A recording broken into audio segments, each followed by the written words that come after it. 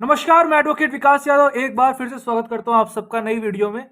देखिए, अब जो टाइम है बिल्कुल ये मस्त मेहनत करने का टाइम है, क्योंकि लास्ट वीक आपका चल रहा है। 20 तारीख को आपका एग्जाम है, सीयूटी पीजी एलएलएम 2024 का। ठीक है, तो कुछ बच्चों का मैसेज आया था मेरे पास कि सर लास्ट के वीक में कैसे प्रिपरेशन करें, कौन से टॉपिक्स को हम ज़्यादा पढ़ें, कितने मॉक्स लगाएं, या कौन से एग्जाम का हम प्रीवियस ईयर क्वेश्चन अटेम्प्ट करें ताकि एग्जाम में हमारे मिलते जुलते कंसेप्ट से क्वेश्चन आ जाए और हमें बेनिफिट मिले।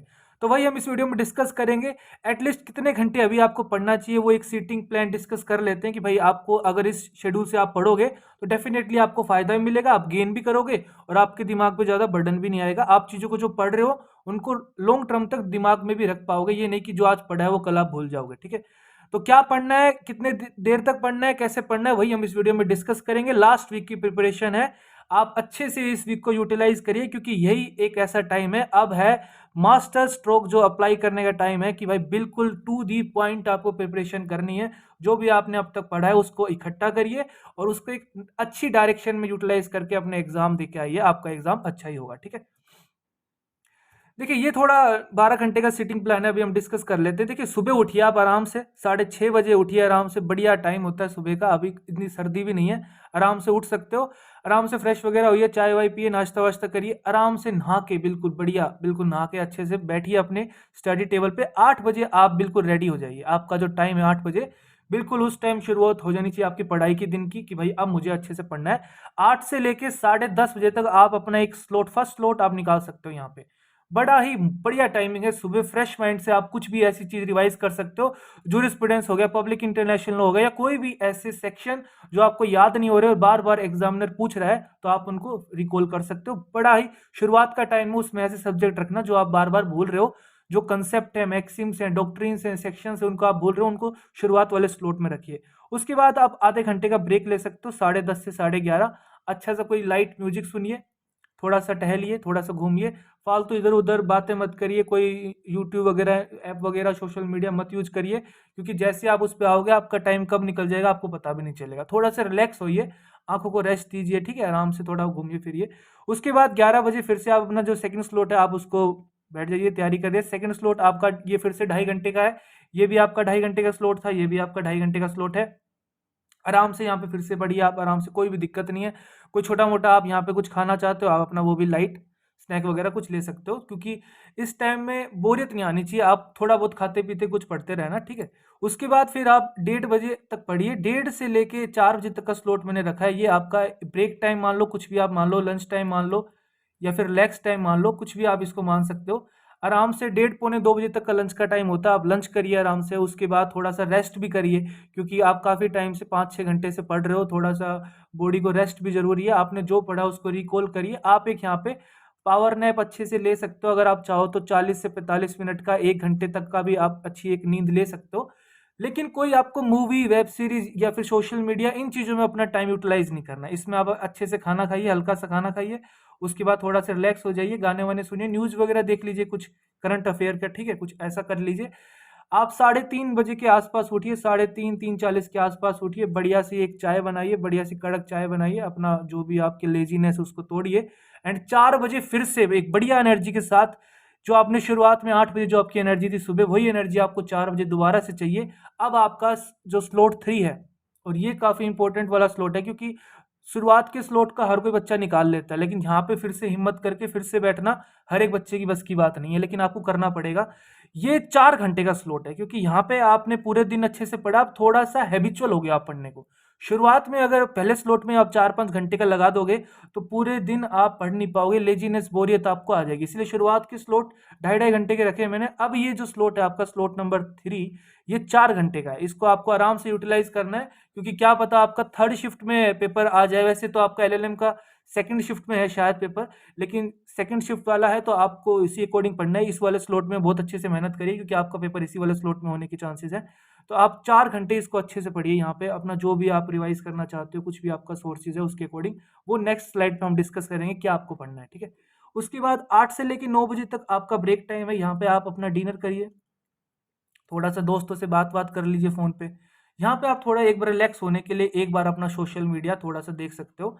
खाना खाते टाइम कोई सीरियल देख सकते हो, कोई वेब सीरीज देख सकते हो, मूवी देख सकते हो, लेकिन आपके पास केवल 1 घंटा ही है ये सब काम करने के लिए, ठीक है। 9 बजे फिर से आपको बैठना है, ये आपका लास्ट स्लॉट है दिन का, स्लॉट नंबर 4 आप इसको बोल सकते हो।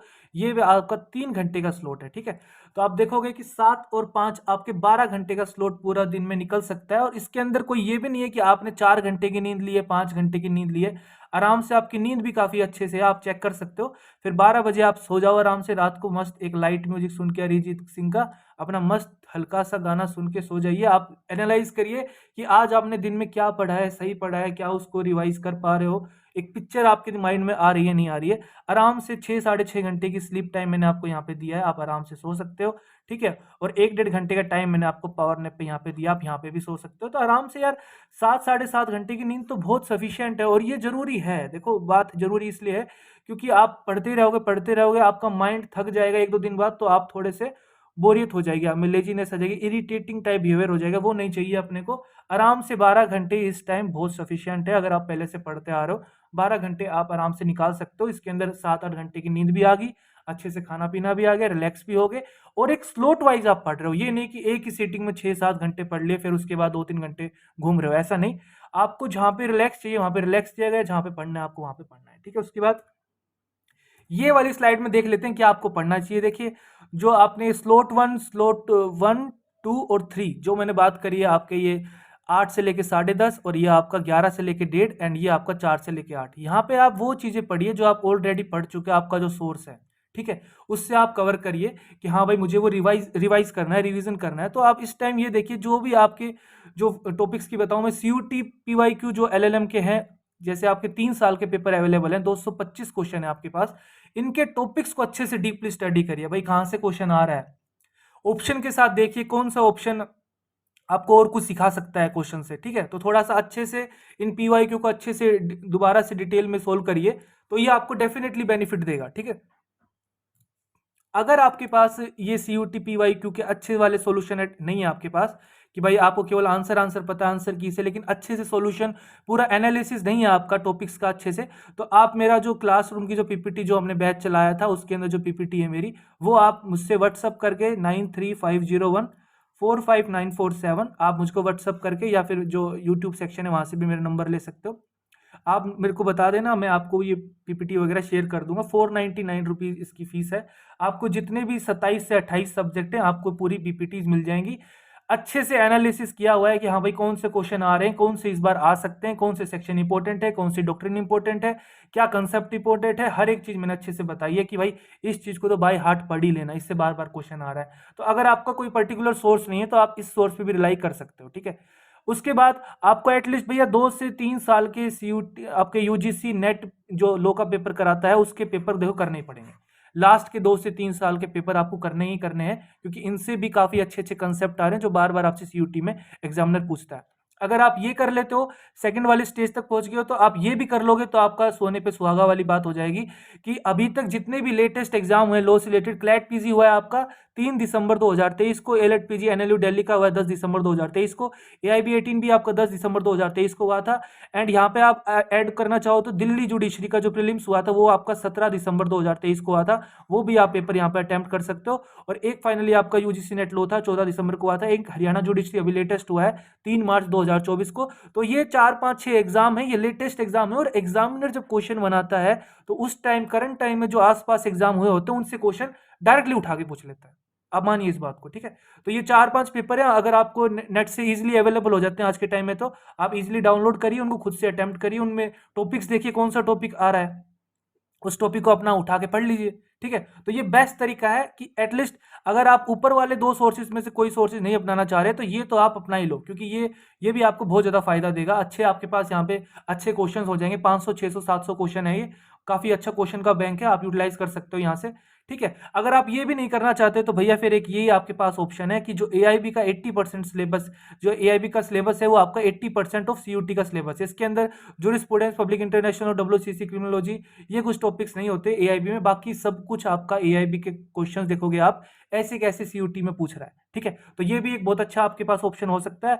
आप या तो खुद सोल्व कर लीजिए इनको, या फिर मेरी भी जो प्लेलिस्ट है आपकी AIB की, आप पूरी की पूरी देख सकते हो। 1600 क्वेश्चन मैंने करवा रखे हैं अच्छे से एक्सप्लेनेशन के साथ, आप इनको भी कर सकते हो। तो ये वो टाइम है कि आपको इस टाइम आपका केवल एक ही मोटिव होना चाहिए, एक ही टारगेट होना चाहिए कि आपके जितने इंपॉर्टेंट कंसेप्ट्स हैं, जितने इंपॉर्टेंट टॉपिक्स हैं, सेक्शंस हैं, वो आप सारे रिवाइज कर जाओ, बस। और कुछ नहीं होना चाहिए इस टाइम, क्योंकि आपने चीजें पढ़ी हुई हैं, सारी चीजें एलएलबी में भी, और अभी 1 डेढ़ महीने की प्रिपरेशन में भी आप चीजें पढ़ रहे हो, लेकिन ये जरूरी नहीं है कि आपको वो सब चीजें याद रही होंगी। तो अब जो लास्ट के 5-6 दिन है, इसमें आपका मेन टारगेट ये होना चाहिए कि केवल आप रिवाइज कर पाओ अपने सारे कंसेप्ट, ठीक है। और ये कंसेप्ट रिवाइज करने का सबसे बढ़िया तरीका होता है कि किसी भी एग्जाम को उठा लीजिए आप, जो भी ट्रेंडिंग एग्जाम है, यूजीसी नेट के लास्ट के 2-3 साल के पेपर कर लीजिए, या फिर सीयूटी में जो क्वेश्चंस आए हैं आपके 3 साल में, उनके टॉपिक्स को डिटेल स्टडी कर लीजिए, ठीक है। या फिर आप वो भी नहीं करना चाह रहे तो आप क्लैट पीजी का, एलएलएम का exam, AILET, AIBE 18, UGC NET and Delhi judiciary का prelims exam and Haryana judiciary का प्रीलिम्स एग्जाम, जो आपके सिलेबस के अकॉर्डिंग सब्जेक्ट है, उन क्वेश्चंस को पकड़ो और सोल्व कर लो। रेंट कंट्रोल आपको नहीं करना है, ठीक है। हरियाणा पंजाब कोर्ट एक्ट आपको नहीं करना है, ये आपके काम के नहीं है। बाकी तो काम के हैं CrPC, CPC, evidence, family law, ठीक है, ये आपके काम के हैं। कॉन्स्टिट्यूशन आपका काम का है। करंट अफेयर का इक्का दुक्का क्वेश्चन मिलेगा। क्लैट पीजी में कोई बढ़िया करंट अफेयर का केस लो मिल जाएगा आपका। डेफिनेट सी बात है, या आपका कॉन्सेप्ट भी क्लियर होगा, आपके कॉन्सेप्ट रिवीजन भी होंगे, और आपको अच्छे क्वेश्चन ही मिलेंगे, और एग्जाम में आपको ये क्वेश्चन देखने को भी मिलेंगे, ठीक है। तो आप बिलीव करिए कि अगर आप इनमें से कुछ भी आप अटेम्प्ट करोगे तो आपको डेफिनेटली फायदा मिलेगा। अभी इधर उधर ज्यादा भागने की जरूरत नहीं है, आपको डिसाइड करना है कि आपको कौन सा वाला मेथड सही लगता है। इन चारों में से जो भी आप अपनाओगे, हर एक चीज आपको बेनिफिट देगी। और अगर जो ये बच्चा चारों कर लेगा, वो भैया फिर टॉपर बन जाएगा, ठीक है। उसको कोई नहीं रोक सकता टॉपर बनने से, ठीक है। तो ये आपको डिसाइड करना है कि आप कितना कर पा रहे हो। 12 घंटे मैंने आपको प्लान बता दिया, 12 घंटे सफिशियंट है। 7-8 घंटे की नींद लो भाई। देखो, नींद अच्छी आएगी तभी चीजों को लॉन्ग टर्म तक आप याद रख पाओगे। एक्टिव माइंड के साथ पढ़ना है, फॉर्मेलिटी पूरी नहीं करनी है कि 14 घंटे, 15 घंटे, 16 घंटे पढ़ लोगे आप, लेकिन चीजों को गेन करना है आपको, क्योंकि आपको एग्जाम में चीजें रिकॉल भी होनी चाहिए, ठीक है। तो मेरे अकॉर्डिंग ये बेस्ट प्लान है। अगर आपको सही लगता है तो आप इसको फॉलो कर सकते हो। अगर अभी भी आपको कोई डाउट है तो आप कमेंट में पूछ सकते हो। वीडियो अच्छा लगा तो वीडियो को लाइक करिए। खुश रहिए, मुस्कुराते रहिए, देश का ख्याल रखिए। जय हिंद।